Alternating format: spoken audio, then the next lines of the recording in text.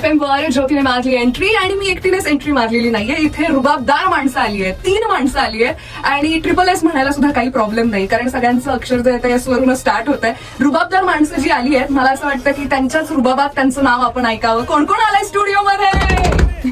नमस्कार, मी शेखर बापू रणगांबे. नमस्कार, मी शीतल पाटील. नमस्कार, मी संभाजी ससाणे. कनेक्ट होणारी अशी लव्ह स्टोरी, म्हणजे फिल्मची टॅगलाईन अशी आहे की एकाची नाही तर अख्ख्या जगाची लव्ह स्टोरी. म्हणजे जगातल्या कुठल्याही माणसानं ती बघावी आणि त्याला ती आपली वाटावी, ही आपलीच गोष्ट आहे. अशी ती लव्ह स्टोरी आहे. खूप इंटरेस्टिंग आहे. सूरज या पात्राबद्दल जर बोलायचं झालं तर सूरज मला असं वाटतं की आजूबाजूला असतो आपल्या मित्र सर्कलमध्ये असतो एक सूरज, जो हवासा पण वाटतो पण नकोसाही वाटतो. खूप प्रेम करतो, म्हणजे हाक मारली की देणारा मित्र, कधी येणारा रात्री बेरात्री येणारा मित्र, आणि चिडला की त्याच्यासारखा वाईट सुद्धा कोण नसेल असा मित्र. तर प्रेम ही अशी भावना आहे आणि तो एक वैशालीच्या आयुष्यातला एक तो फेज आहे. ती प्रेमात वेड्यासारखी बुडलेली आहे.